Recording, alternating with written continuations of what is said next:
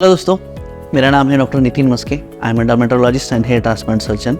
तो सबसे पहले हम देखते हैं कि हेयर फॉलिकल या फिर हेयर रूट या फिर हेयर ग्राफ्ट क्या होता है। हेयर फॉलिकल या ग्राफ्ट एक अकॉर्डिंगली जैसे कि फैमिली होती है कि एक फैमिली में एक पर्सन है, एक फैमिली में 2 पर्सन है, एक फैमिली में 3 पर्सन है, ऐसे ही हेयर फॉलिकल रहता है। वो depending upon genetics, depending upon people, depending upon आपकी हेरिडिटी कैसे, उसके हिसाब से वो चेंजेस होते हैं। एक रूट में कई बार एक हेयर रहते हैं, कई बार एक रूट में 2 हेयर रहते हैं, कई बार एक रूट में 3 हेयर, 4 हेयर, 5 हेयर, ऐसे भी different kinds of hair follicles या हेयर रूट्स रहते हैं। उसमें हम ग्राफ्ट्स कहते हैं। जब हम हेयर ट्रांसप्लांट करते हैं तो वो हम ग्राफ्ट निकालते हैं। तो हम 2 पेशेंट का एग्जांपल ले सकते हैं। समझो कि हमें 4000 ग्राफ्ट्स है, तो 4000 ग्राफ्ट्स में हेयर कितने हैं? एक ग्राफ्ट में एक ही हेयर है। और जो बचे हुए 3000 ग्राफ्ट्स है उसमें कुछ ग्राफ्ट्स है जिसमें कि 2 हेयर है, कुछ ग्राफ्ट्स है उसमें 3 हेयर है, कुछ ग्राफ्ट्स है उसमें 4 हेयर है। और दूसरा पेशेंट लेते हैं कि जिसमें उनमें जो 2000 ग्राफ्ट्स है उसमें पूरे ग्राफ्ट में 2000 ग्राफ्ट्स में पूरे हेयर फॉलिकल है वो सिंगल हेयर कंटेनिंग है। बाकी के जो बचे हुए 2000 ग्राफ्ट्स है उसमें कुछ डबल है, कुछ ट्रिपल है, या कुछ रेयरली 4 हेयर फॉलिकल्स है, मतलब कुछ रेयरली हेयर फॉलिकल जिसमें कि 4 हेयर्स है। तो ये दोनों पेशेंट को अगर हम कंपेयर करें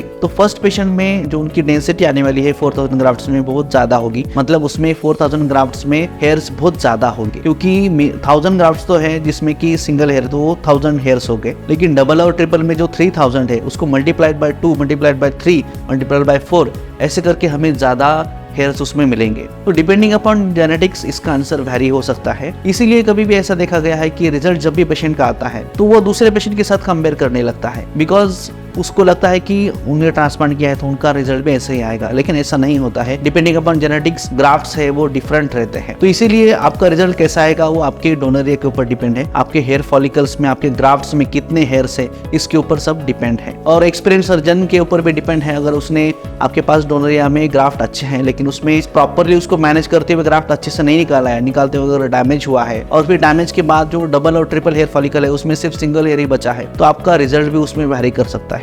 इसलिए depending upon genetics, depending upon the doctor, उनका एक्सपीरियंस कैसा है, आप कौन से क्लिनिक में आपका ट्रांसप्लांट कर रहे हो उसके ऊपर भी आपका रिजल्ट डिपेंड, या फिर आपका डेंसिटी वेरी हो सकता है। Thank you very much.